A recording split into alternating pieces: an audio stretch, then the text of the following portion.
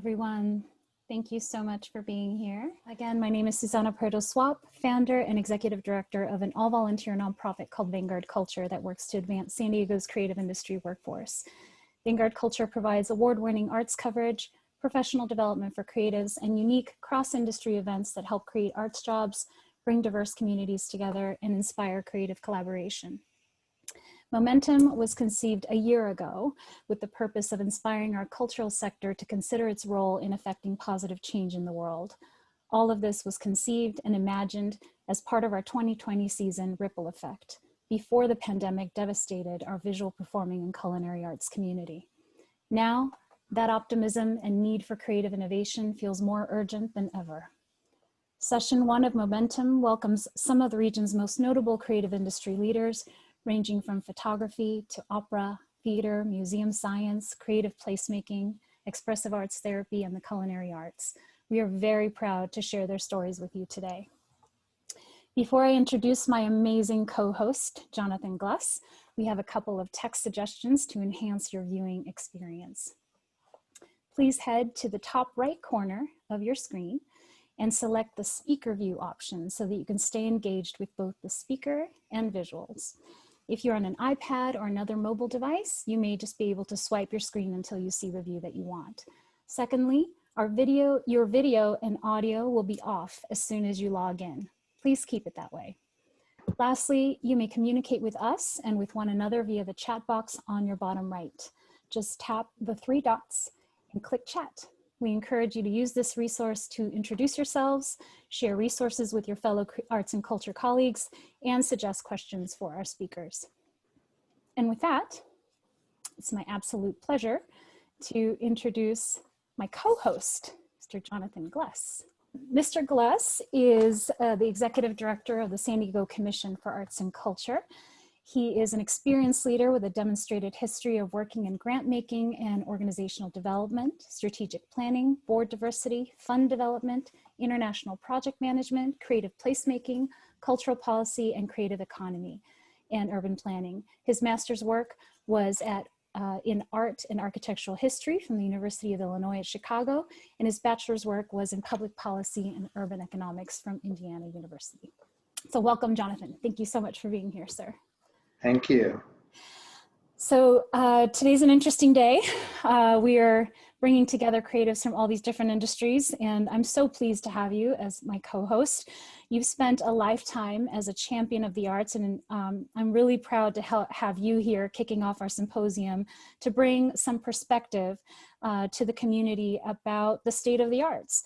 So, and also the impact of the arts in our region. So from your point of view as Executive Director of the San Diego Commission for Arts and Culture, please give us some perspective about where we were as a community just before COVID hit, where we are now, if you have a sense of that, and perhaps some thoughts about where we're going and what you would like to see happen. Well, first, Susanna, it is so fun to be here. I'm not only a huge fan of Vanguard, I was very proud to see in the opening that we are now a funder of Vanguard Culture. Yes. So congratulations on that. Thank you. So here's what I think. I think before COVID hit, we were all running frantically, and we really didn't even know it. We were all running to keep up with technology. We were running to keep up with ever more busy daily lives. We were running to keep up with the global condition of the world. We were really running frantically, and those of us in the art world in particular, you know, the arts are global, and for those who, and some of our speakers today, were spending a lot of their time on planes, running to different continents to keep track of what was going on, spending much more time on social media, trying to, literally, I think we were all just trying to keep up. And then COVID hits. We spent a period of time all of us collectively in kind of paralysis, trying to figure out what this meant. And, you know, here at home, the art sector was in fact incredibly busy, just trying to keep up what was going on a daily basis. Lectures happening every day, what was going on at the institutions. In our creative economy, restaurants opening and closing every day. It was the same thing here in San Diego. I think we have this unbelievable opportunity to reset. I think the universe has been given us this gift.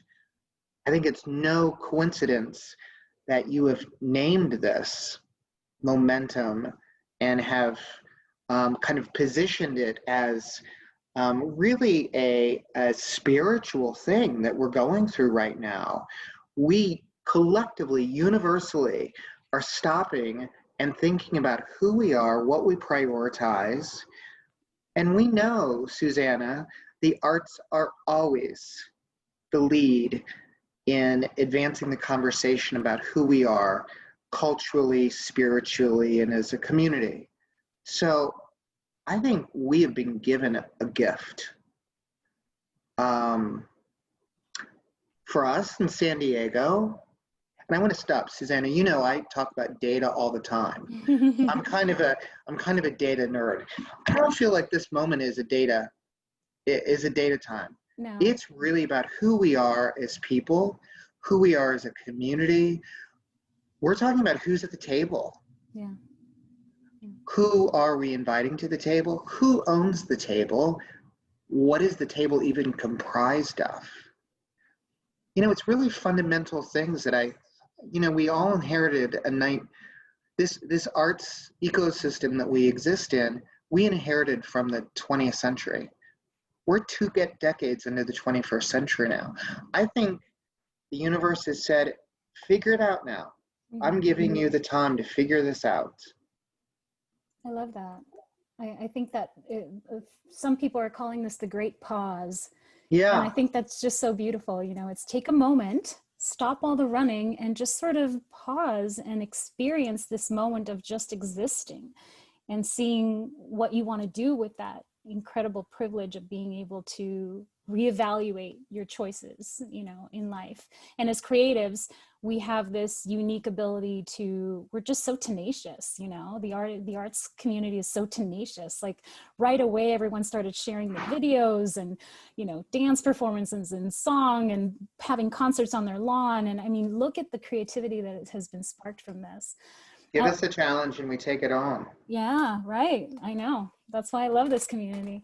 I want to do a quick survey so we can get some audience interaction. We have a quick poll. So please go ahead and answer these questions.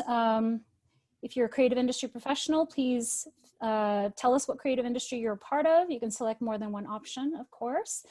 And also in the chat box, if you would, please share what city you're joining us from. That'll help us get a better sense of the audience. That would be really great. Look at that.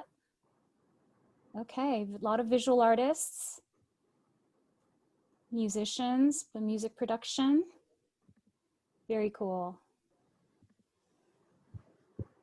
Okay, so we'll wait for the results of that, and then I think we should just jump right in, you know? Let's get in there. Let's talk to these people. Let's see what we have to say. So Jonathon and I are going to tag team as co-hosts. After each presentation, we'll have time for just one follow-up question per speaker. So if you have questions, please feel free to send those to us via the chat box and we will try to incorporate them. So Susanna, this is fantastic. Look, we have people from Melbourne, we have people from Brooklyn, we have people from Albuquerque. It's fantastic. Yeah, we've got people here from all over the world. It looks like not everyone's even, was able to make it right on time today, but we have over 100 registrants. So it should be a really good conversation. Please engage with one another. Please connect with one another and introduce yourselves on the chat. Make that part of your experience here. Okay. And with that, it is my pleasure to introduce our next speaker. Our next speaker is David Malmoth. He's partner at IDEA Partners LLC. He's an accomplished creative leader whose early involvement with transformative urban projects includes the redevelopment of the new Amsterdam Theater in New York City's Times Square, where he managed corporate real estate for the Walt Disney Company, and the development of the Hollywood and Highland Project in Los Angeles. In 2010, David started his own development company to create art-inspired places that transform communities. The following year, he and partner Pete Garcia formed IDEA Partners to lead the innovative development of the IDEA District, an acronym for Innovation, Design, Education, and Arts, in downtown San Diego. The first completed project of this initiative is the beautiful IDEA One building in the East Village downtown, where Vanguard Culture has its arts residency. And thanks to this partnership, we've been able to continue our award-winning arts journalism, provide dozens of accessible professional development opportunities for creatives, and we've also produced dozens of unique cross-industry cultural events, including film festivals, live dance performances, fashion shows, art installations, spoken word, culinary experiences, and our biggest event to date, which was Sensorium, a multi-sensory takeover of the entire building, and it was featured on the National Geographic Channel. David's visionary approach to placemaking and corporate community partnerships made much of that programming possible. David is president of the East Village Improvement Association and one of my favorite people. Welcome, David. You can unmute yourself, sir. Thank you, Susanna. Delightful to be here. I'm honored to be in the company of such talented people. Well, if you are ready, I am ready. We're going to go ahead and get started with your presentation. Okay, here you go.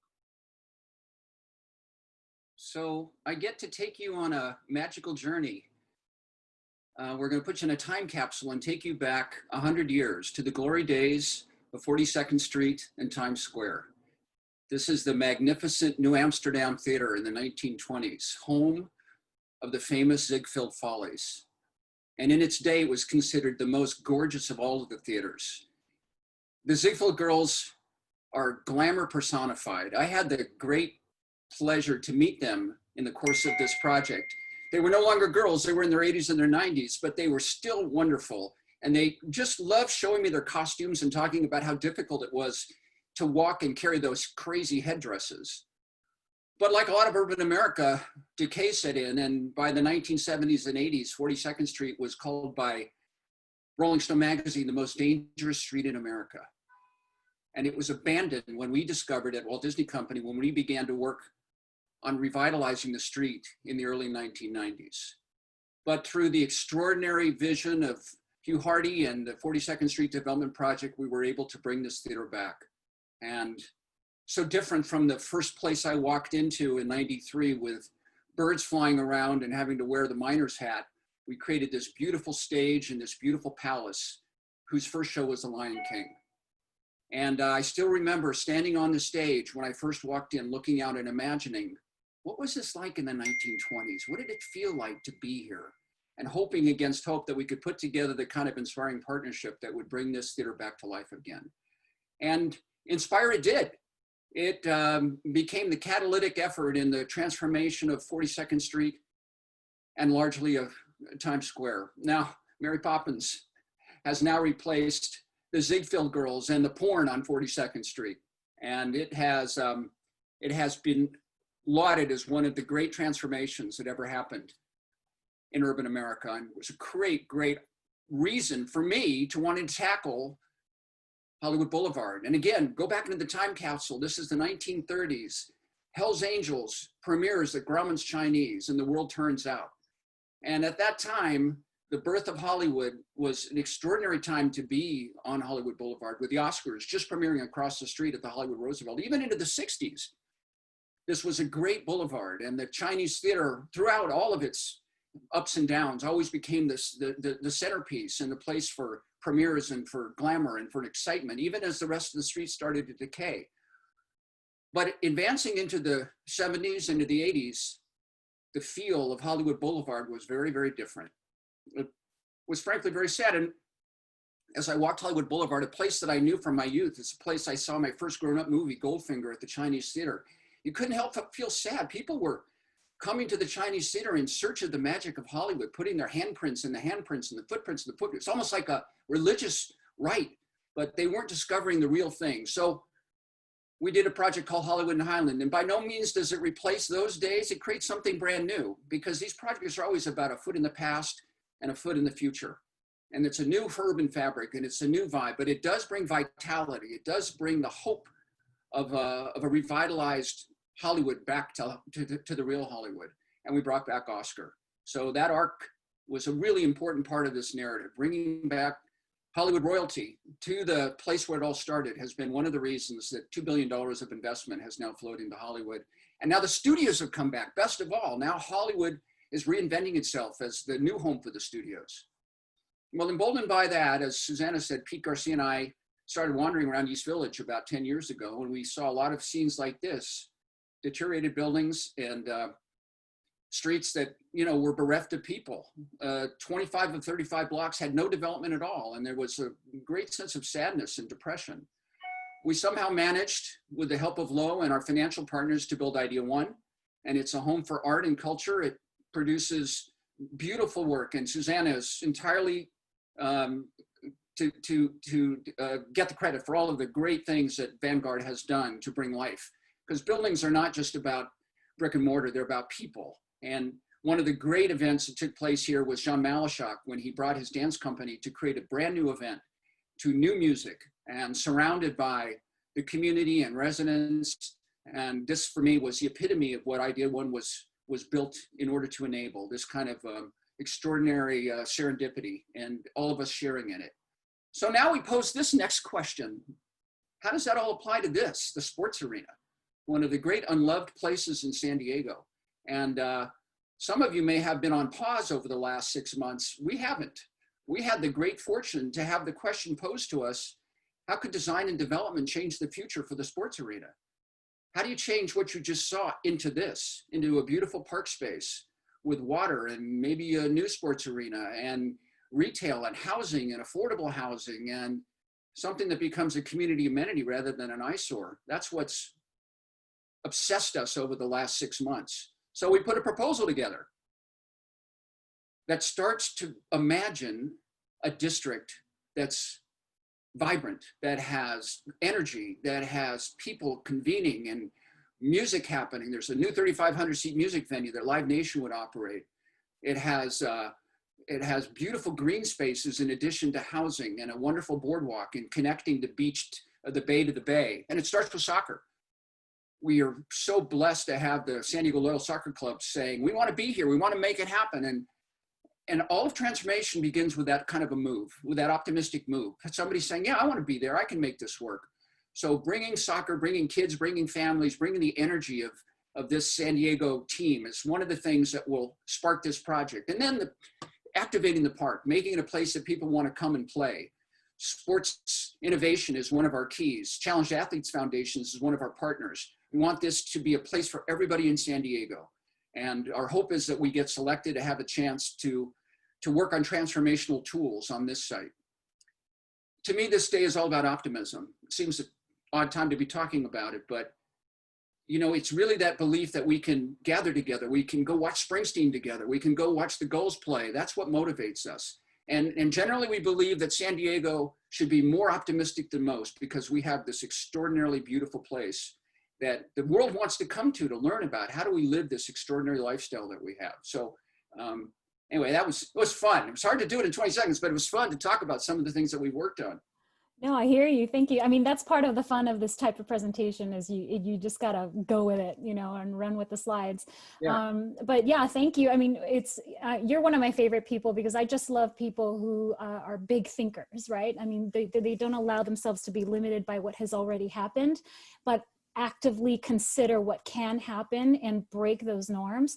So for me, you know, the partnership that Vanguard Culture and Idea One created was so inspiring to me to think that, okay, I'm working with a developer, which typically, you know, in the arts community gets, you know, a bad rap. But my father is an architect. My grandfather was a famous architect. So I have a very deep, and also I come from the theater, right? So I have a very deep respect for the transformation of spaces and what that can do.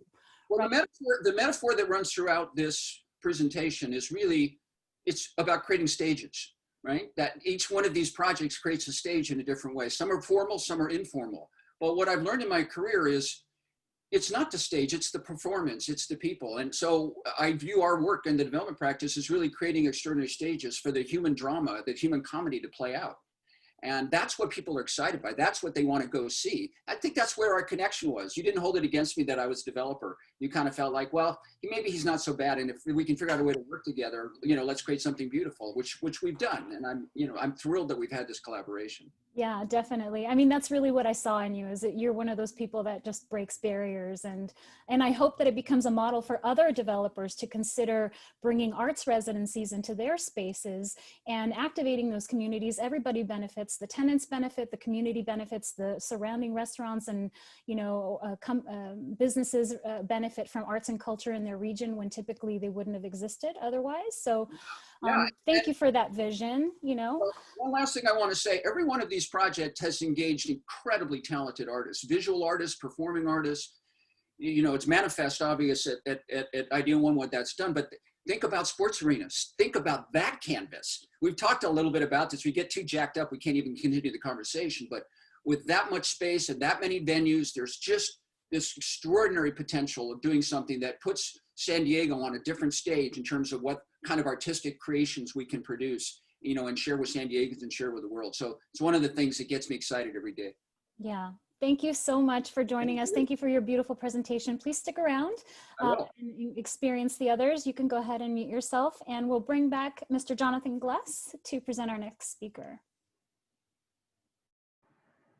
Susanna, I'm back. That was amazing. I always love not only hearing David talk, but the two of you have such great simpatico. It's really fun to watch. We actually need to blow this into a 90-minute conversation. I will be in the front row. So I have the pleasure of introducing our next speaker, Tara Gravis. And I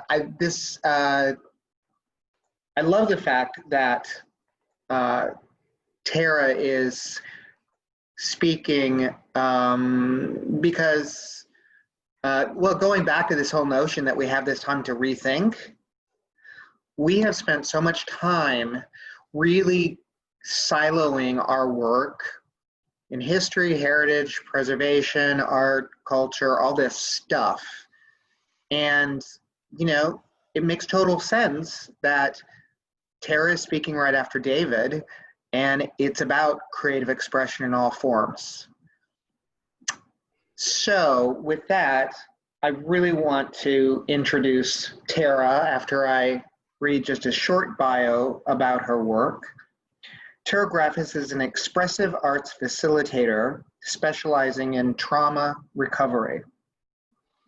She has been involved in the San Diego arts for over 17 years, serving in various capacities, including volunteer, teaching artist, trustee, and formerly as executive director of the Arts for Learning in San Diego. A lifelong devotion to the arts, and arts education is combined with a proven background in business to make her a dynamic leader and advocate for the healing power of the arts. Tara holds a BS in Business Administration and an MA in Expressive Arts Therapy from the European Graduate School and the Expressive Arts Institute. She's also a visual artist and poet and dedicates her private practice to supporting those recovering from sexual trauma. Tara, I'm a huge fan of your work, and I'm delighted to introduce you. Thank you. There are things that stop us in our tracks, experiences that are beyond words. In these times, we turn to the arts as a way in to our deepest wounds.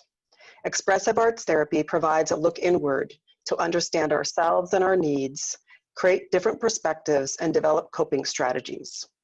Trauma causes alarms to sound in the body, the mind, the spirit, our very sense of self, and increases anxiety, which can lead to a need for reassurance, a need to control, a high state of reactivity, overanalysis, self-doubt, limiting access to instincts and intuition. 2020 has seen a dramatic increase in the number of minors contacting the National Sexual Assault Hotline with 22% more calls. Half of all calls are from minors. Abuse within the home is up. Frequency and severity of abuse has increased. This is not to say this is a new issue. We are forced to slow down, to take a pause. And if we are lucky, we have the space where we can feel our feelings. We seek inspiration in embodied experience of our reality. We make meaning of our interpretations and create a dialogue with self. Through art, we communicate with the self and other. As we turn inward, returning to ourselves and the reflections we cast, in some cases, trauma can lead to disassociation, a sense of vacating the body, exaggerating feelings of isolation, and how we react to survivors can make all the difference in whether they shut down or seek support. Through our expression, we learn to self-resource, accessing our body's wisdom, acknowledging our bodies as home, and allowing ourselves to process memories long held in our bodies. To paraphrase Seneca, in these moments, just living can be an act of bravery. We turn to that which soothes. Nature holds us as a therapeutic access point. Beauty becomes healing and reminds us that there is nothing shameful about asking for help.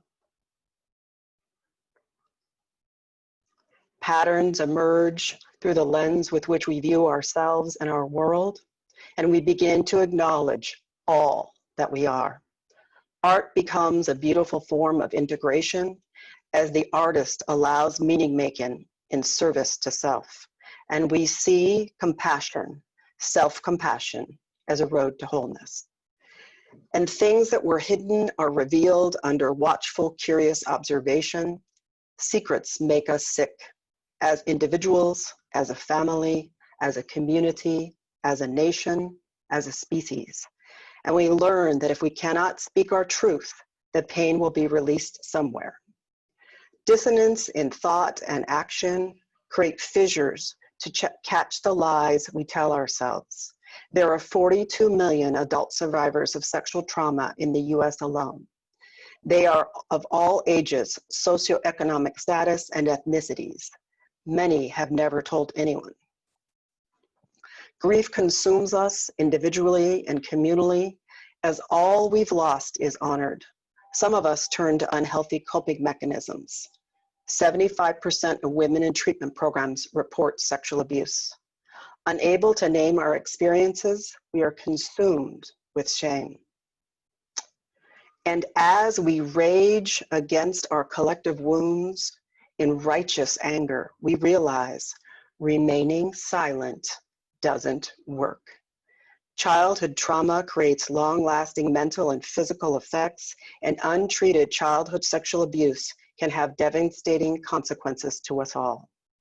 Our sorrow can no longer be contained and becomes palpable, for we did not choose this. And the exhaustion we feel is beyond physical. We are simply tired of being ashamed. Tears release as we seek to cleanse ourselves. For every 2 reports, 2 go unreported. Hope is found as we remember to believe in ourselves, in knowing we are living authentically, fully, without the need to hide any part of ourselves. We are powerfully creating coping strategies, seeking to be seen, heard, and understood. The power of connection, reinforcing our own beliefs, our own empowerment in healing false beliefs, in reparenting ourselves, in sharing our stories, in writing our own narratives anew as we create our realities. Returning to the wisdom of our bodies and to the knowledge that they bear, body as resource, body as home. Where is unspoken shame living in you and in your body?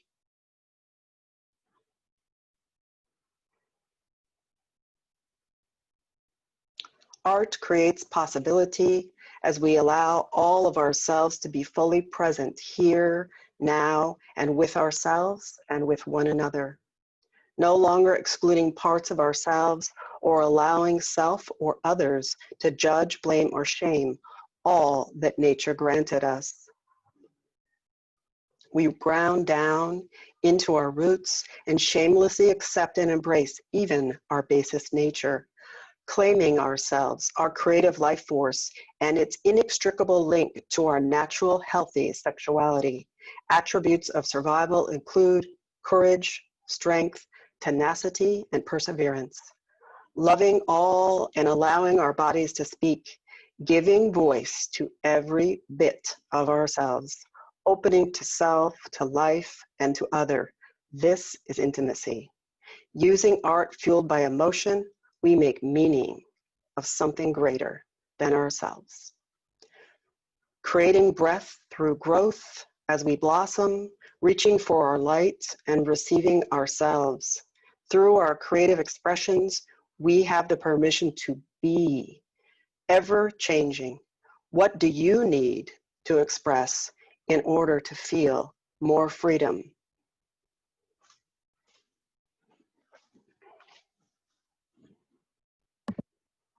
Well, Tara, first, wow. That was extraordinary. Thank you for that. Thank you for that, those few minutes. So Susanna didn't show me any of the PowerPoints before right now. And I'm really glad that she didn't, because it was visually beautiful.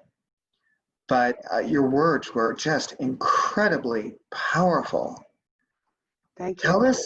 Tell us about what you're thinking right now in this COVID space and place of reimagination. Yeah. So during COVID, I have taken over 300 images. So all the images you just saw are my images. And what I'm thinking a lot about is giving myself and others, when I can, space and time to feel. Because I believe, very similar to what you said earlier, Jonathon, that we live in a culture where we're very cut off from ourselves. We're so busy, go, go, go, that we don't know how to be. And I think that's actually causing at least a national, if not a worldwide health crisis. Tara, thank you so much for being part of this today. Thank you. Well, with that, it is my absolute pleasure to introduce our next speaker, Mr. David Bennett, Managing Director of the San Diego Opera. Under Mr. Bennett's leadership since 2015, the San Diego Opera has embarked on a series of community-based initiatives, including a citywide listening tour series, free public performances, and family-friendly operas to better serve the diverse San Diego region.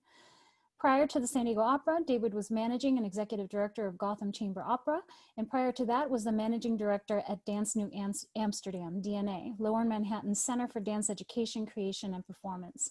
While at DNA, he led a $5.7 million capital campaign for its new home and oversaw the organization's emergence as a significant producer of modern dance in New York City. Before working in arts administration, he enjoyed a successful career in opera, appearing as a baritone in a number of companies and orchestras throughout the United States, including the Dallas Opera, the Dallas Symphony, Skylight Opera Theater, and Florentine Opera of Milwaukee. Mr. Bennett holds both an MBA and an MA in Arts Administration from Southern Methodist University in Dallas, Texas, and is vice chair of the Board of Directors of Opera America. Welcome, Mr. Bennett. Thank you so much. It's great to be here. Thank you so much. I hope we can squeeze in a little bit of time for follow-up afterward. I'm going to try quickly, yeah. I know it's tight, but I'm going to let you just go for it. Hit the floor. All right. Okay. All right. So I think we want to begin with saying that the expressive potency of the human voice is really the centerpiece of everything we do at opera. Because we all carry the instrument of the voice inside of us, and we all know how the voice of someone we love can be profoundly moving, opera can move us in ways that other art forms really do not. And like gymnastics or figure skating, opera is a beautiful sport, a truly visceral physical activity. Not merely fat ladies, as the saying goes, opera singers performing without amplification and in large halls are in fact finely tuned athletes, depending upon rigorous use of the body. Nowhere did art acquire greater moral authority than in classical Greece, where the role of music and theater in shaping social and historic conscience is illustrated by the fact that the classical Greek word for perform is to teach. Classical Greek education depended highly on music and spoken word. And it was this idea of a theater as a place of enlightenment that in 1600 inspired members of the Florentine Camerata to invent a new form of sung drama, which they called opera. Through this new fully sung storytelling, they sought to emulate classical Greek ideals. In its history, opera has advanced theater technology. In 1803, Henry Drummond invented the limelight, a spotlight that was made by heating a piece of lime with a flame of oxygen and hydrogen. A limelight was first used in Paris opera houses and was used as a follow spot or to indicate sunlight. Before this, theaters were lit only by candles. Opera now continues to expand theater technology, as is shown in this example of the Met Opera's recent Ring cycle, directed by Robert Lepage, which employs a massive machine that can be manipulated in various ways to tell these fantastical stories. I think we all know of experiences where opera produces what we think of as grandeur, as in this picture of San Diego Opera's recent production of Puccini's Turandot. Operas like this elicit goosebumps, and adjectives to describe this sort of experience are sublime, transcendent, stirring, and thrilling. But opera can also showcase intimacy, as is shown in this photograph of our recent production of Soldier Songs, which was a one-person performance exploring the impact of combat. Adjectives to describe this sort of experience are moving, powerful, heart-wrenching, and transformative. Opera also tackles current issues. This is a photograph of our recent production of As One. In this opera, a transgender person's journey is explored through two singers, one male and one female, showing both sides of the protagonist's dual nature. A unique aspect of opera is the way that it can use ensemble in ways other forms don't. This is an image of the famous Rigoletto quartet from Verdi's opera, Rigoletto, where four singers at the same time are able to express their inner conflict and emotions. And of course, we are clearly able to understand each. Opera is also particularly suited to showing subtext. And skilled opera composers throughout all of the repertoire use musical cues in the orchestra to show the subtext of what a particular character is expressing with their sung words. Opera, of course, involves the interrelation of many arts, multiple forms of expression at once. The combination of musical, verbal, dramatic, and visual means of expression gives a more powerful expression to eternal truths than any of these art forms alone. Opera also challenges authority. This is a photograph of our recent production of Mozart's La Nozze di Figaro, Marriage of Figaro. In this opera, over the course of a single day, we see the ruling class being made low while the serving class is exalted. And yet at the end of the opera, forgiveness reigns. Opera also tells us the stories of other cultures. This is a photograph of El Milagro del Recuerdo, the Miracle of Remembering, a new Christmas mariachi opera that we're co-producing with Houston Grand Opera.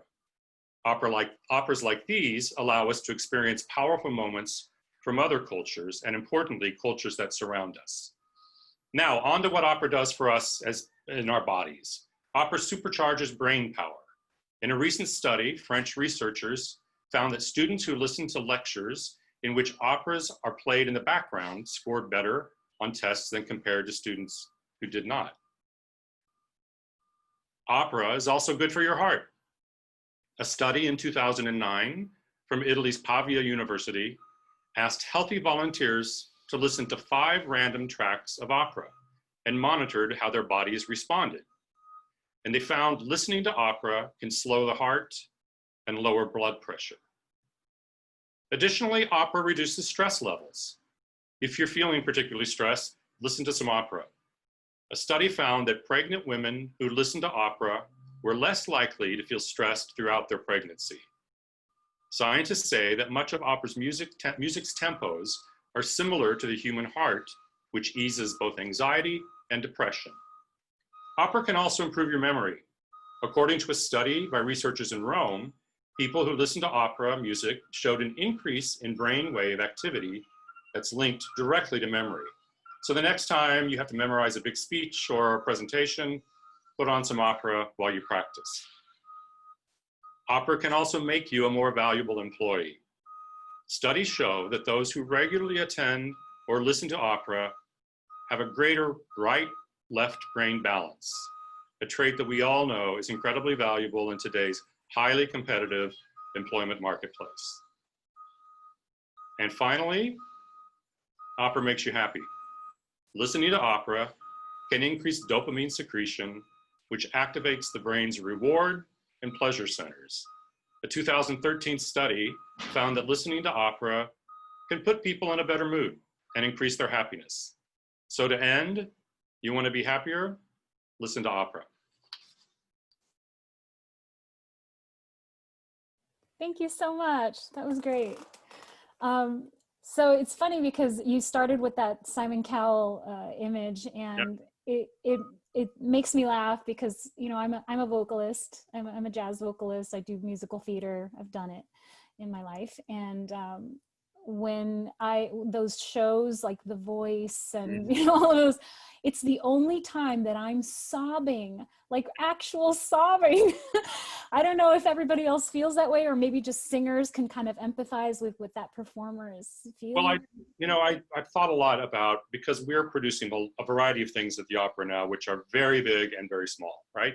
And so what's the commonality of that? And it is that thing that's the expressive potency of the human voice. That's the centerpiece of everything we do, if it's one singer or 300. And I think the reason it does touch people so deeply is because we carry that instrument inside ourselves, right?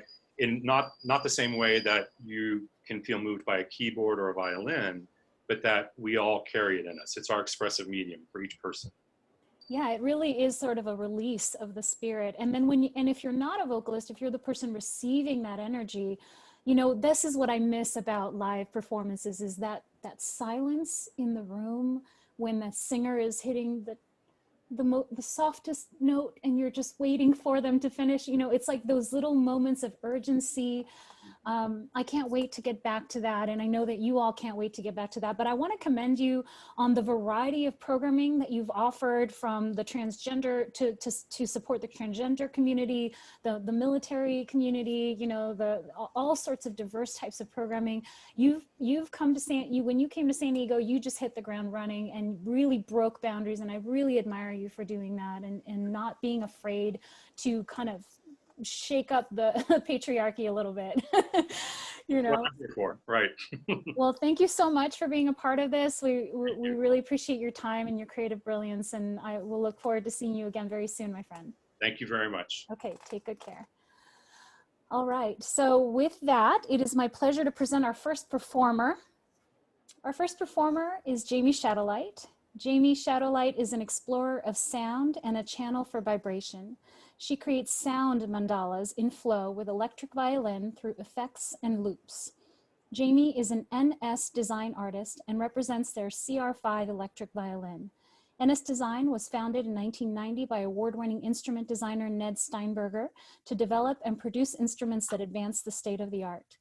Sit back and enjoy as she shares with us her philosophy of music, followed by a 5-minute performance by electric violinist Jamie Shadowlight and accompanying visuals by Xavier Bailey.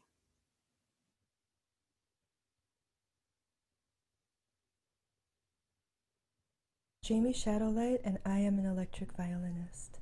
I play music somewhere in the world every day. All kinds of music with all kinds of people.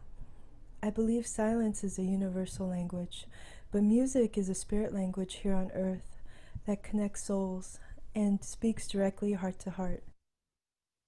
One of the things that interests me right now is sound outside the form of a song. I create sound mandalas in a flow No two are the same ever again, and each creation is made in the moment. Often I visualize moving water when I play. We are sitting in water. We are water. And the sound moves our water in a wave of vibration. Sound impacts the space in our cells and can create well-being.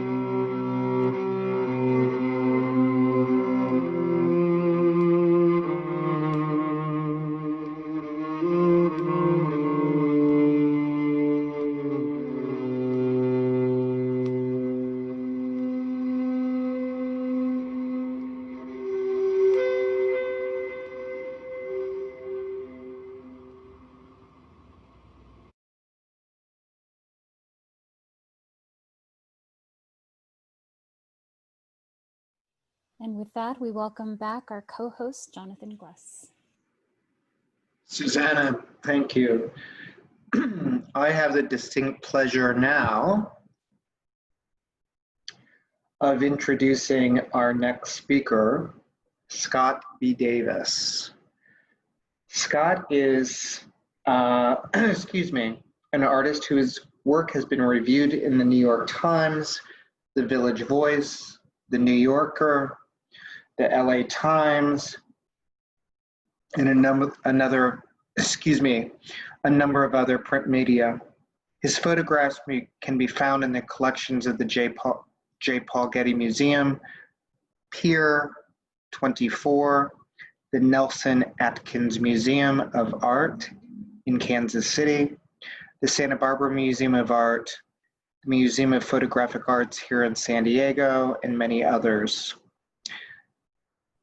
In 2012, Davis founded the Medium Festival of Photography, an annual event that brings emerging and established contemporary photographers to San Diego for 4 days for review of portfolios, for artist lectures, exhibits, and related events. Scott, welcome to the conversation. Thank you, Jonathan and Susanna. It's a pleasure to be here. Scott, if you are ready to go, we'll get you started. I am. So as Jonathan mentioned, I run an annual 4-day festival that draws people to San Diego from across North America, Europe, Asia. And we're housed at the Lafayette Hotel. That's our hub. We have exhibitions and partnerships across San Diego and Tijuana. The organization is called Medium Photo, and I serve as its executive director. Our most popular event is an international portfolio review, where photographers from around the world meet privately with curators from esteemed organizations such as SF MoMA, the Getty, the San Diego Museum of Art, in addition to gallery owners, publishers, editors from the New York Times, California Sunday, Harper's Magazine, and others. Among the events we produce is our free annual portfolio walk, which you're looking at here, where the public can meet 65 participating artists who are sharing portfolios of their original prints. This was at our 2019 portfolio walk that was held at the Museum of Contemporary Art downtown. The artist lectures were one of the original concepts of the festival, where contemporary artists using photography present 1-hour lectures that dive deep into their work, followed by an audience Q&A. To date, we've presented 84 lectures, including 13 Guggenheim recipients. Our annual keynote lecture draws 250 people, average from the community, as well as participants at the review and in the festival. True to form, this event brings internationally recognized figures in photography to San Diego. Here is New York City-based artist Penelope Umbrico, speaking in 2016. We host book signings as one of our many free public events. These highlight new titles in photography and have often served as the West Coast premiere for photo books. This is our 2019 keynote speaker, Luis Gonzalez Palma, visiting from Argentina, speaking with a guest from Miami. Medium Photo also leads workshops when we're not putting on the festival. This is David Emmett Adams teaching a 19th century tintype process workshop. And he's one of 3 success stories that I want to share with you all today. David uses the tintype process to make one-of-a-kind photographs directly on rusty cans that he finds near his home in the Arizona desert. This photographic process is 150 years old, and until David came along, nobody had ever recycled cultural artifacts as a surface for tintypes. David attended the festival in 2012, and during that time, he met with this woman, a curator from the Santa Barbara Museum of Art named Lisa Volpe. This was literally the moment of that meeting, and began a professional relationship that significantly shaped each of their careers. Because of that meeting at Medium Photo, Lisa produced a solo exhibition of David's work at the Santa Barbara Museum of Art, where she was serving as associate curator. Today, she is the curator of photography at the Museum of Fine Arts, Houston, and has continued that relationship and continued to collect David's work for the museum. The second story that I wanted to share is from a woman named Samantha Gebal. Samantha is a self-portrait artist based in Los Angeles who has documented her experience with morbid obesity. Samantha attended Medium in 2015, where her infectious spirit made an impression on many of the attendees, including myself and our volunteer staff. As a result of her participation, Samantha's work was reviewed in the industry journal A Photo Editor, and she met a curator from Colorado who invited her to a prominent national collective of queer and BIPOC artists known as the Strange Fire Collective. It was around this time that she began a radical weight loss program while simultaneously beginning a gender transition from female to male. Her photographs began to show us a psychological and personal journey that few outsiders would normally bear witness to. Today, Sam's work has continued to draw important recognition for both of these causes, and it's helped raise awareness for marginalized people while adding important work to the genre of fine art photography. She was one of many standout people who has visited San Diego for our festival and made a lasting impression. The third story that I want to share relates to our Northern Exposure Scholarship Program, which brings artists from the border states of Mexico to San Diego so they can participate in our renowned portfolio review.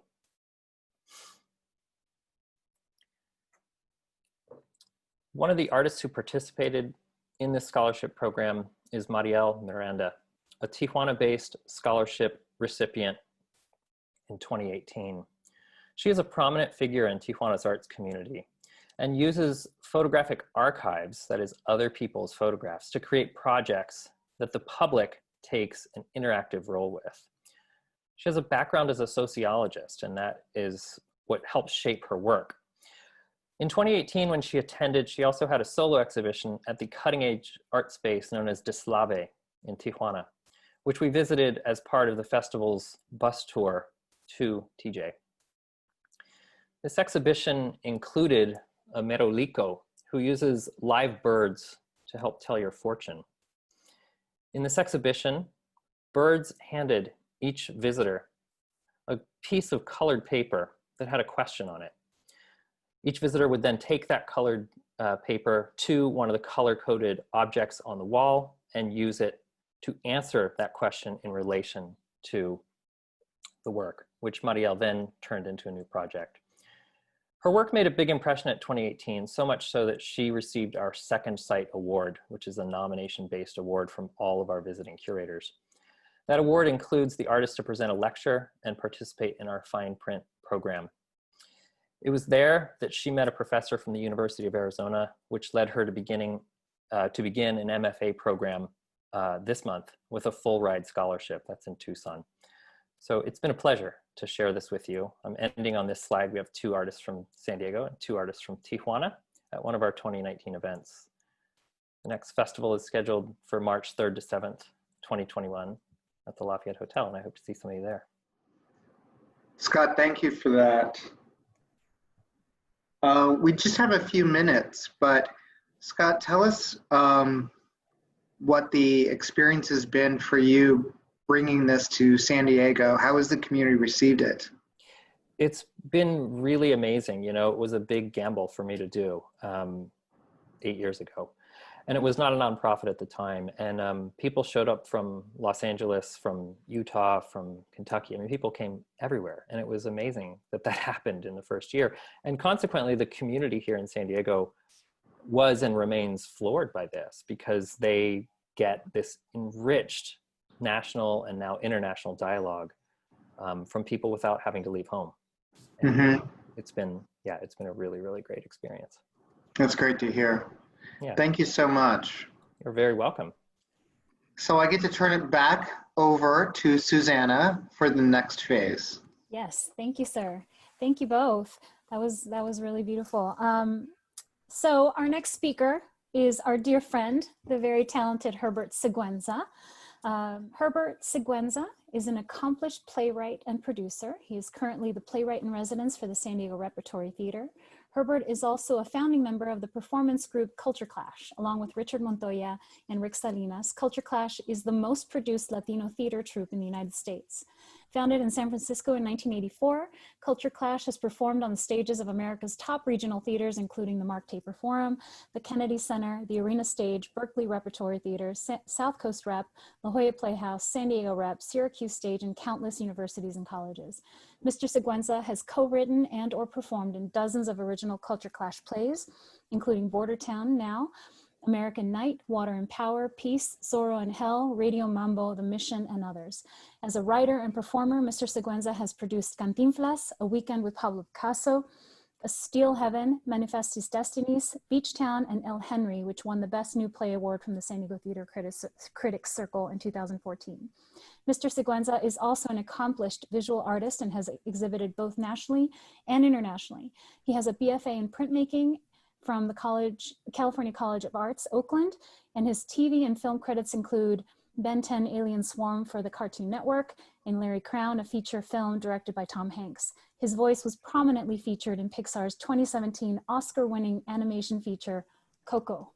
Welcome, Mr. Seguenza. You can unmute yourself, sir. Hey, there I am. Hi. If you're ready, we're ready. I'm ready. Okay, here we go. Wait, hang on. Yeah, the screen, yeah.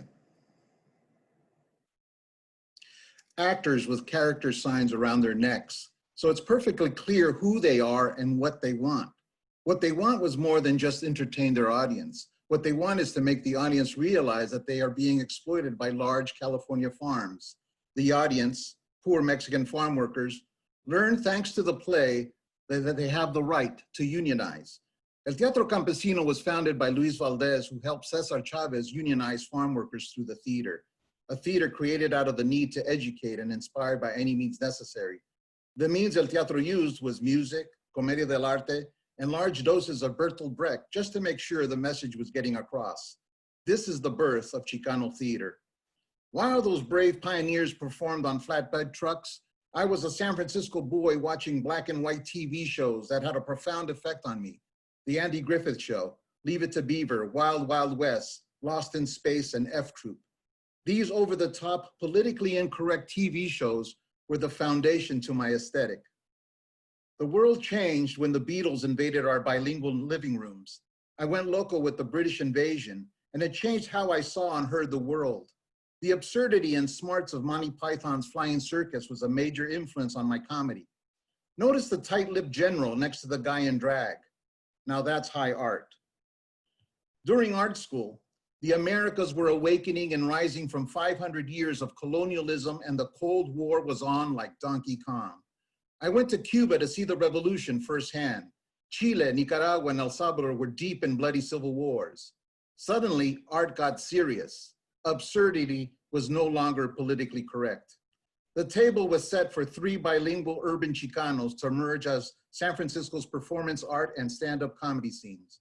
They were young, brash, and irreverent. They were Culture Clash.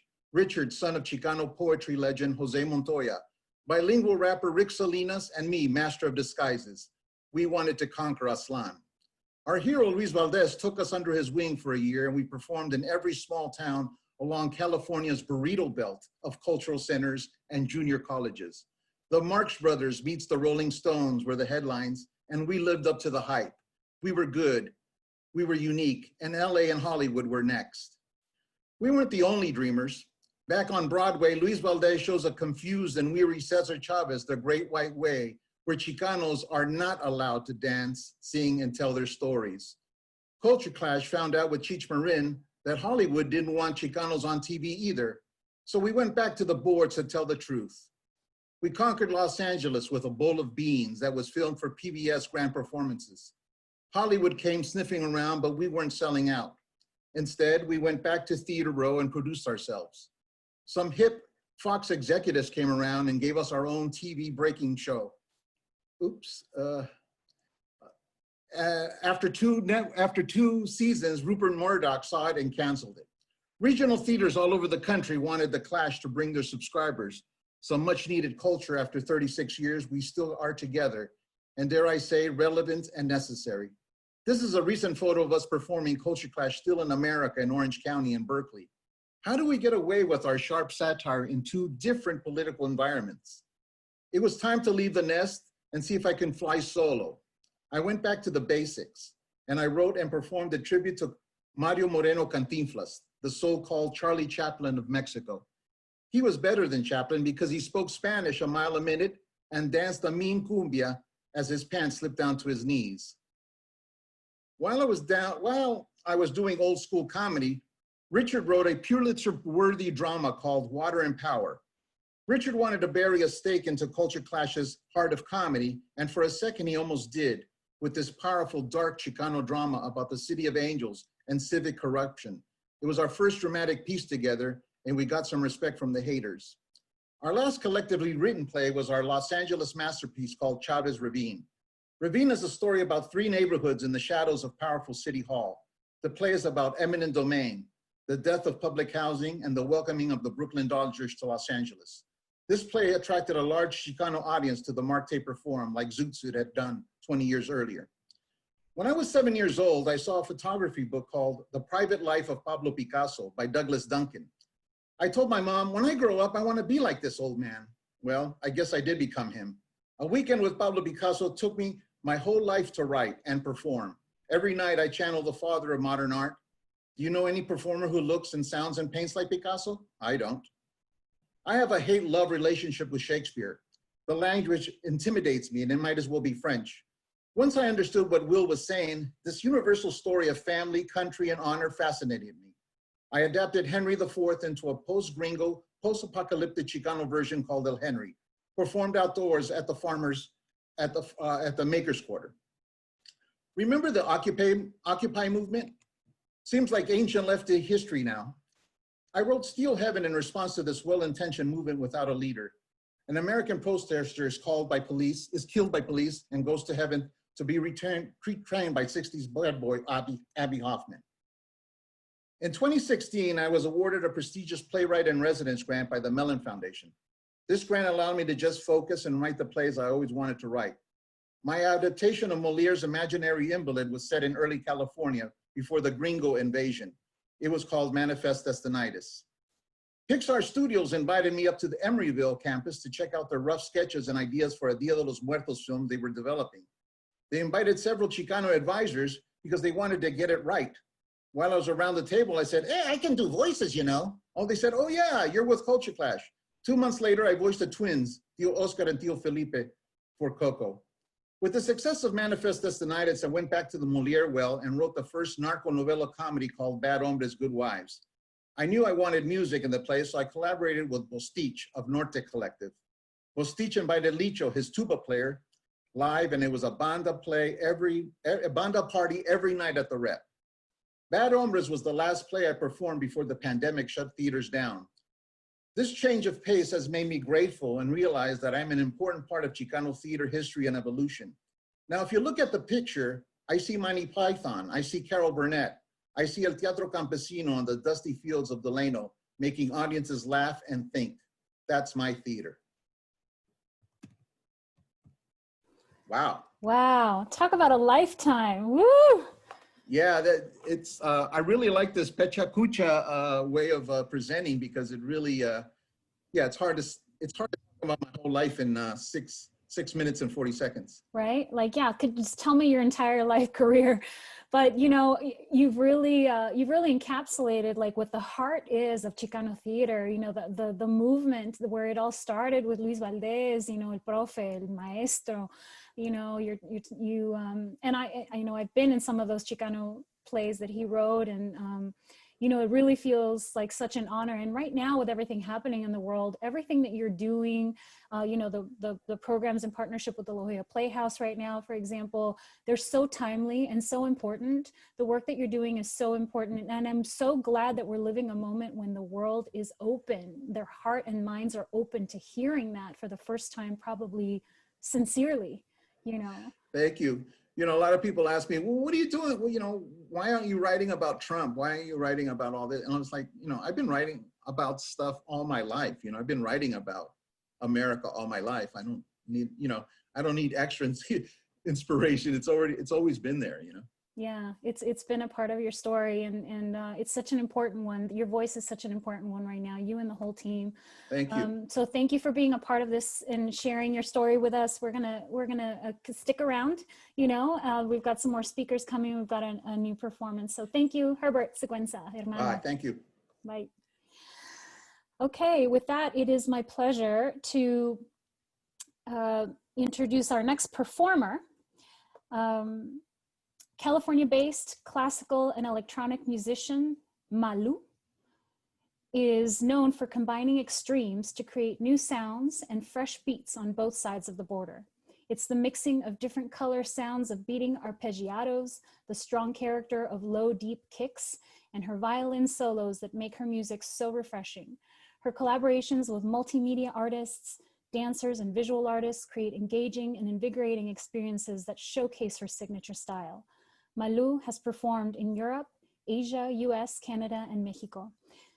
And now for a little musical break, presented by the very talented classical electronic musician Malu, featuring visuals by Vijay Yamani, breakdancing by Random Vision, and contemporary dance by Pita Sapot, the film by Jesus Vasquez. Enjoy.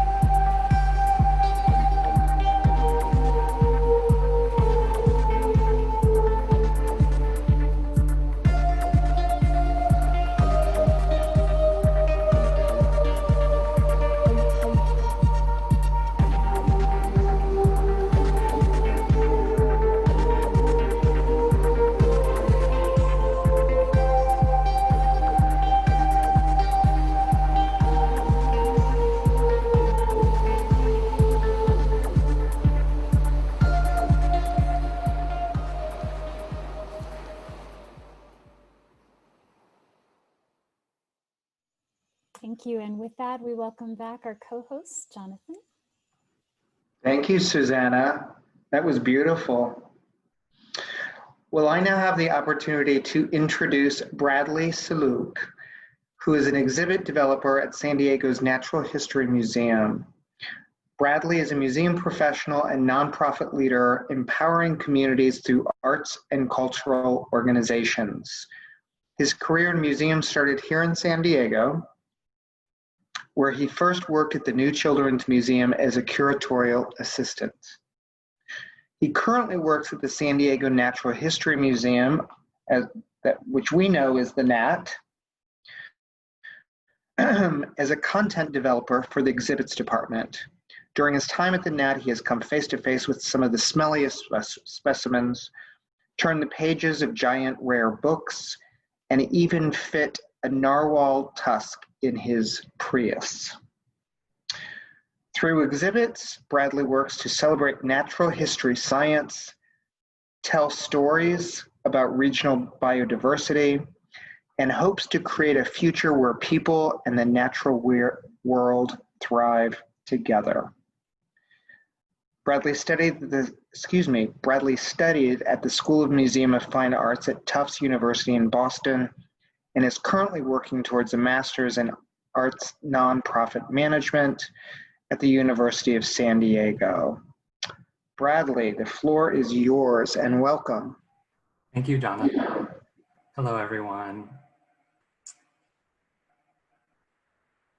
So I work at a 146-year-old natural history museum here in San Diego that is regionally focused, and we often talk about it as a visitor center for Southern California and the Baja California Peninsula. The museum's foundations are rooted in a history of naturalists and community members passionate about understanding this amazing place that we call home. And so this region is very significant for many reasons, but one is that it's a biodiversity hotspot, which there's basically 35 globally recognized by the United Nations. And it's a designation that highlights areas with a large number of unique species found nowhere else, and where unfortunately those species are threatened or have already been lost. And San Diego County is one of the most biologically diverse counties in the United States. And thanks to scientists that study this regional biodiversity, we have a greater understanding of threats to species and ecosystems. But what does this mean for you or me or our community? Well, we all have a different relationship to the natural world, and we all bring our own values to it. And one perspective I like is Stephen Kellert's, and he wrote about these 10 values of nature: aesthetic, dominionistic, humanistic, moralistic, naturalistic, negativistic, scientific, spiritual, symbolic, and utilitarian. And I'll define those a little bit more. In a natural history setting, it's easiest to talk about the scientific or utilitarian values, the knowledge that we gain from nature, or the ecosystem services that it provides for us. It's also easy to talk about the aesthetic or the naturalistic values, the aesthetic being its physical appeal, or the naturalistic being its value for exploration, curiosity, or inquisitiveness. And so this inquisitiveness is really important in a museum setting. These are the types of things I think about as we plan for visitor experiences in the museum, how visitors' background and knowledge base combine with the layers of messaging that we provide in each exhibition.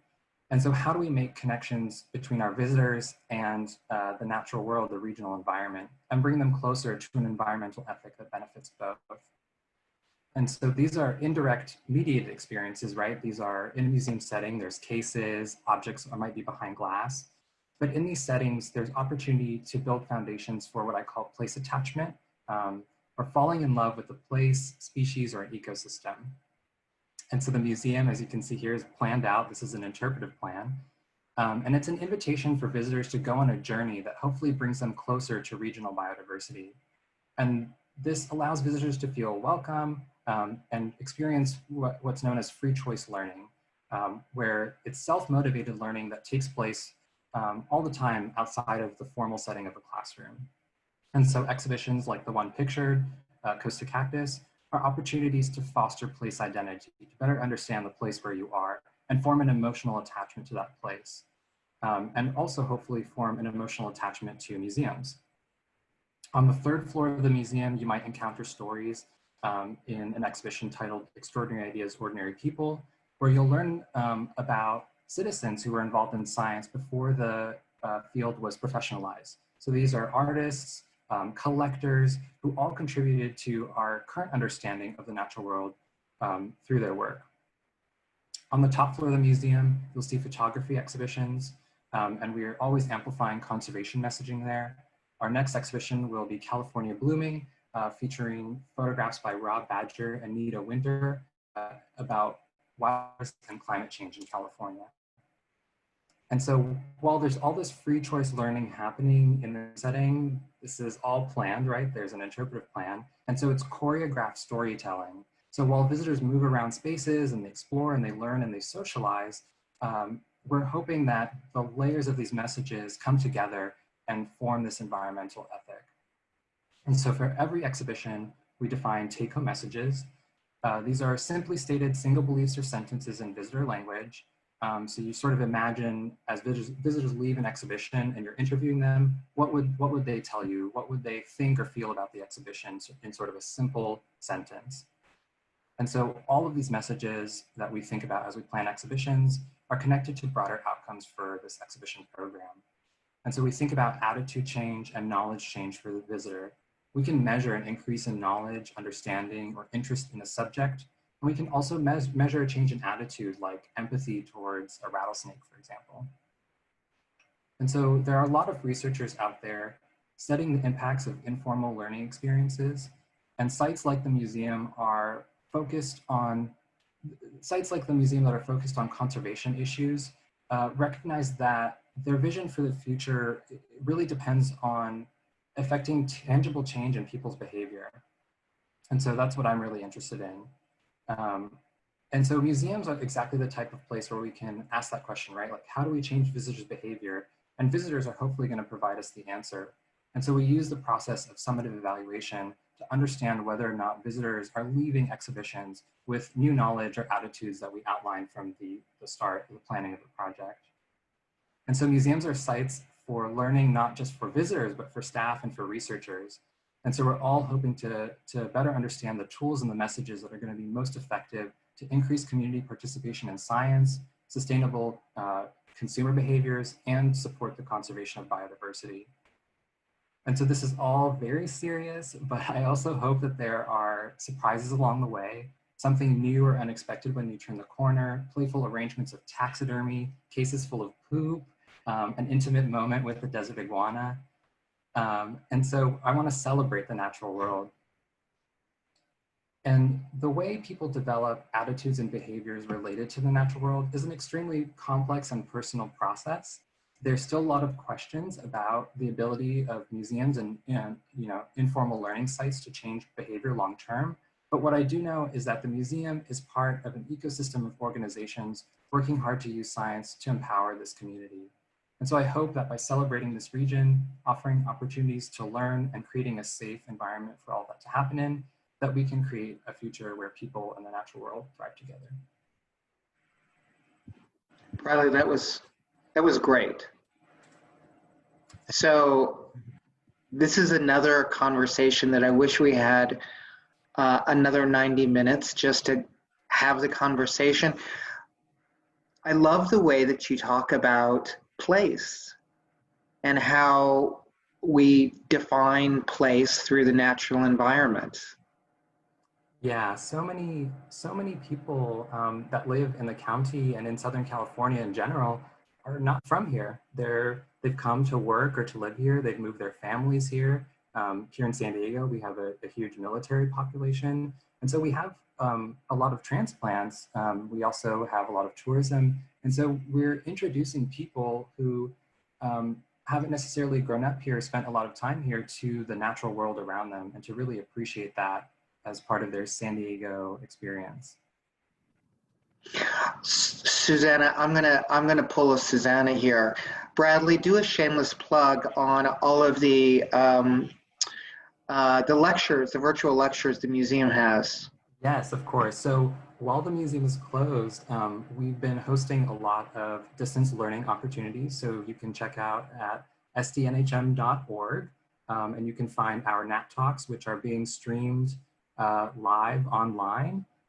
So these are lectures in various topics, and we've also just hosted, I believe, our first all Spanish lecture, and then we'll be hosting an English version of the same lecture. And so fascinating topics, check it out. You can stream it from anywhere. So yeah, check out the website. Thank you, Bradley, for being here. It was great. Susanna, Thank you so much. the floor is yours. Thank you. That was really cool. That was actually super interesting. You must have one of the coolest jobs in San Diego. I love all of that. I'm a big nature nerd, and that was really cool. So our final speaker is an iconic force in the region's culinary community. Chef Flor Franco is an award-winning chef, founder of the Franco Group, and culinary director for the Very Good Food Foundation. Born in the rich Epicurean tradition of Veracruz, Mexico, Chef Flor Franco's path was practically preordained. Chef Franco relocated to San Diego and founded her first catering company in 2008. Always a student, she continued to study with traditional cooks and chefs from around the world, gaining insight and in-depth knowledge of culinary trends, science, and systems. As the head chef of the San Diego-based sustainable foods advocacy group, Very Good Food Foundation, and a champion for local organic food systems, Chef Franco put her long-held philosophy of health through food to the test when faced with a cancer diagnosis. Shifting to a vegan, gluten-free, alkaline-rich diet produced results that stunned even her doctors and set her on a more conscientious course. She has now developed a style entirely her own within the context of plant-based foods, a style that respects and pays homage to worldwide food traditions while modernizing and reimagining them as a healthful plant-based cuisine. Chef Flor Franco has garnered a reputation for excellence, serving as the executive chef for several award-winning venues and restaurants, 2 Sundance Film Festivals, a Condé Nast dinner, and has had the honor of designing and executing menus for Hollywood elite, Michelin-starred and celebrity chefs, dignitaries, and national political figures. As head of the international hospitality conglomerate Franco Group, she designs, builds, and operates projects on both sides of the border, providing nutrition counseling and personalized meal preparation for at-risk clients while maintaining a healthy and cancer-free lifestyle. Welcome, Flor. Hola.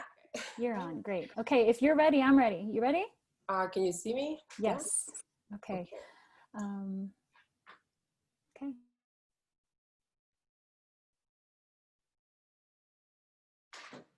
The culinary arts community, now more than ever, has the opportunity and responsibility to encourage a more thoughtful food system, promote welfare, and use our voices to improve our health and quality of life in our communities.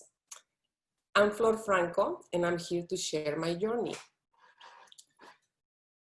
How did America transition to an agricultural, rich, healthy nation to one that is dependent on processed foods?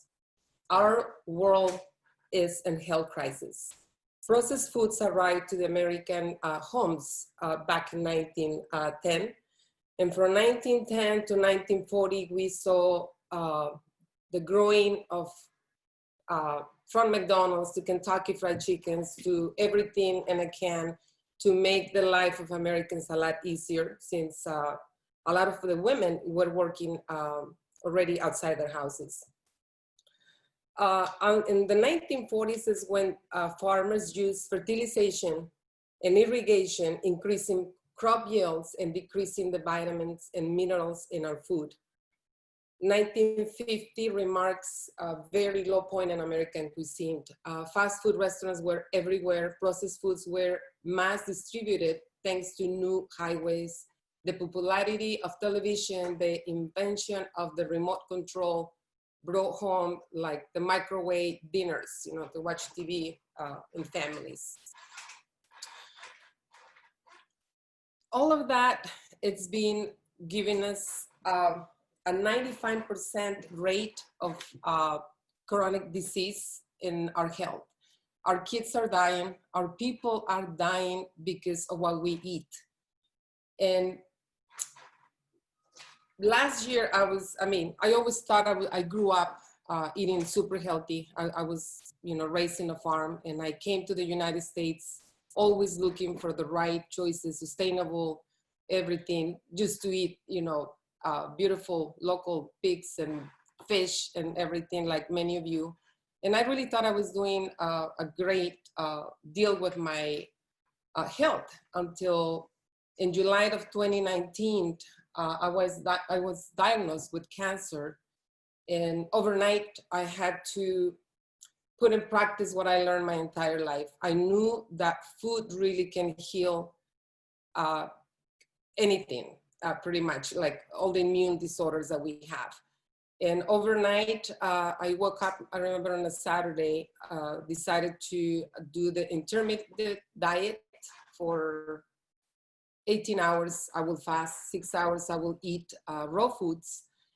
And I took cancer in my uterus type grade 2 in 6 weeks to a grade 1. I mean, doctors were pretty shocked about it. And ever since, it's been 13 months since I'm plant-based, and I believe that that's the solution to a lot of the problems that we have in the world, not only for our health, but for the environment and all the real reasons that we know. I know I've been teaching a lot of people, I've been teaching a lot of communities and give classes. There is a lot of questions about where to start. People are confused, people don't know what kind of choices to get. And all I can say right now, the power of the internet, the power of the free recipes, the movies, documentaries, just on plant-based, we have over 45 different movies that we can watch and learn.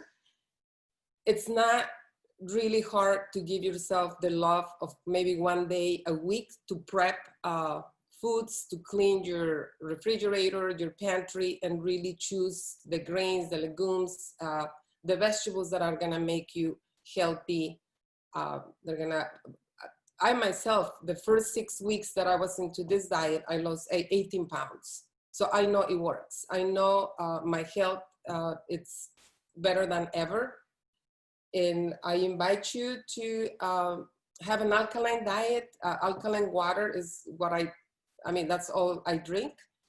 Juicing is very important. Sprouts in your daily diet are very important. And fermented foods, which they're very easy to make. There are many fermented foods that you can just make at home. A lot of people think that eating organic, it's very expensive. They think it's something that they can't do. But the truth is, once you become a plant-based living person, you're gonna save a lot of money. You're gonna find out, like that feast that you see in the picture that I just did last Sunday, you spend pennies over dollars because you're not buying all these expensive animal proteins. It's very easy to find recipes, to find YouTube videos of many chefs teaching you how to eat, you know, the right foods. On your daily diet, again, the good thing is that we get to eat as many times as we want when we're plant-based, and only measure our plate, maybe half grains and legumes, half of the plate, and the other half vegetables. Again, I always tell my clients, no matter how many foods you're making, make sure you increase the amount of raw foods. Juicing is spectacular. Makes your skin, makes your whole body, hair, you know, look amazing. And you can do a limited amount of vegetables, 3-4 servings of fruit, 5 servings of grains, 2 or 3 servings of legumes, leafy greens, 2 or 3 servings, and moderate fats and oils, like all the nuts, avocados. But anyway, if we practice all of these things that I just mentioned, we can really change the world, and we can do miracles within our health, our family, our community, our friends, and make the difference. Thank you for letting me be in your space. I'm Chef Flor Franco. Thank you, Chef. Thank you. I'm really inspired by your story. I've watched you, you know, in the last couple of years, and it really is interesting how little we care for our diet, you know, and it's true. And this is kind of the beauty of this, the great pause, right? This moment that we're living right now where we're forced to stop. I mean, you get groceries and you have to wash everything, wipe everything down. It's a whole adventure just to get your groceries. But we have the time now. For the first time, we actually have the time to consider what we're putting in our bodies. So I love what you're saying about, you know, being more conscientious about these things. Tell me, what is your biggest piece of advice for someone that wants to start fresh? What is the thing that they absolutely must get rid of in their fridge, or like the one thing that no matter what you do this? Do you have some advice on that? Well, if we are obviously speaking plant-based, the number one thing is all the dairy products that people have. Anything that is processed needs to go out.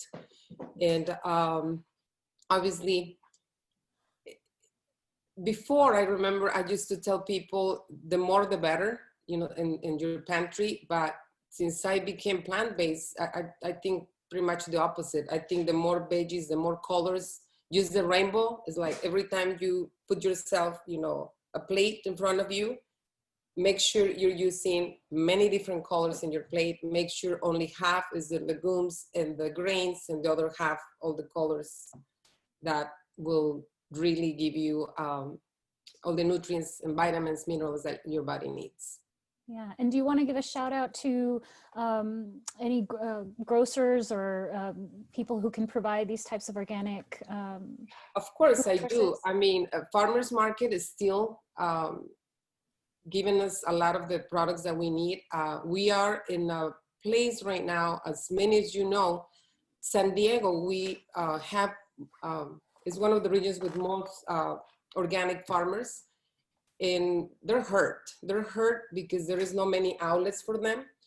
One easy place to get your box every week is the specialty produce. You can go to specialtyproduce.com, and they work, I mean, crazy with a lot of our local farmers. That's probably the easiest way for you to get all the ingredients that you need. And not only that, a specialty produce open to the public, and you can find anything that you can possibly need for your pantry. And there is not too many people because most of the sales are wholesales, you know, order on the phone. So that will be the place I will send you.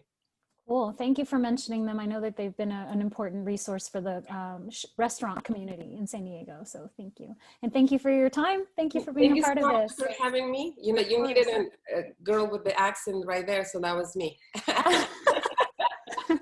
I understood everything. Okay, Latina good. Power.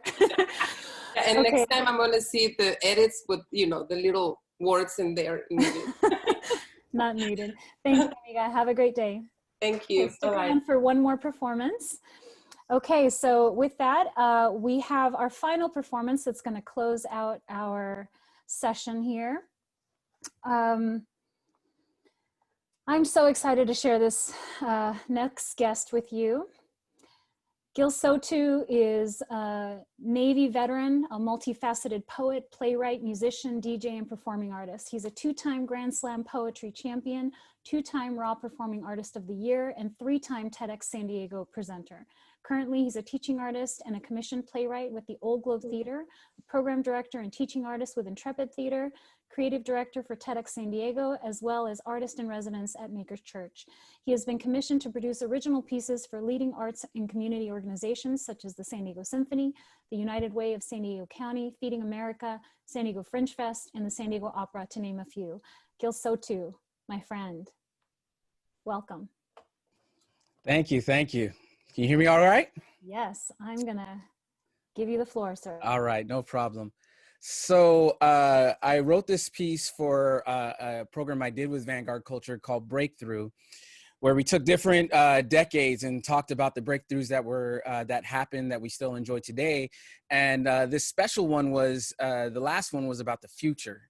And I heard someone, a celebrity, talking about only having 15, 20 more summers left. That's how they calculated how much time they had left in their life. And I was just, that really struck me about how many summers that I had left and what I was going to do with it. So I wrote this letter to myself kind of as a response to that. So here it is. My mama's always worried about my future, about my future, about my, hey. My mama's always worried about my future, about my future, about my, hey. So I'm gonna live, live, live. I'm gonna live, live, live. I'm gonna live till I got no more summers left. Hey, I'm gonna live, live, live, live. I'm gonna live, live, live. I'm gonna live till I got no more summers left. Hey, dear future self, thank God you are still handsome. I imagine you often and pray that part of you is not microchipped yet. Promise me that the years haven't taught you any of its bad habits. It's been known to erode away the special off of everything, but I know that you are a fighter. I know that your mother is part sky and that she will lay down for no one, and it is at her clouds that pump proud through your blood. I pray that smiles still come easily to you like falling asleep in a rocking chair or a high school history class. The windows to the future are fronted with blinds now. We can choose to only see the darkness surrounding us, or we could be thankful for the thin light that escapes in between them. It is unclear exactly how we will end up. As of right now, I'm putting my faith in love, but as we all know, love is of a liquid substance and it is hard to hold on to with bare hands, barely breathing. Sometimes, y'all, I gotta admit, it gets so hard, it feels like I'm barely breathing. But I keep on moving and going forward so that I can meet you, the future me. It's unclear of what I will find. I'm afraid of what I'm gonna find, to be honest. But courage is not the absence of fear. It is moving on despite it. So tonight, we will bravely move on despite our boundaries, trusting that our future selves will find joy in our good decisions and valuable lessons in our bad ones. I'm always worried about my children's future, about their future, about their, virtually, can you snap with me? I'm always worried about my children's future, about their future, about their, if anyone has children, we teach them how to live, live, live. We teach them how to live, live, live. We teach them how to live till we got no more summers left. Hey, we teach them how to live, live, live, live. Teach them how to live, live, live. Teach them how to live till we got no more summers left. Keep snapping for me. Listen, tomorrow can be a dangerous word for the poor. Rent about due, everybody wanting more. Sports dreams and street fiends looking to score. Struggle out the gate, devil at the door. Jesus on the wall, hope in our stomach. American dreams within our reach if we want it, huh? So you say it's hard to be the future, can't get past today. So we try running out the walking into the light. Hey, check my glow. I shine so bright, the sun just went home. Hey, check my glow. I shine so bright, the sun gotta go home, huh? I hope you flow, shine so bright. Listen, listen. I'm always worried about my people's future, about your future, about your, hey.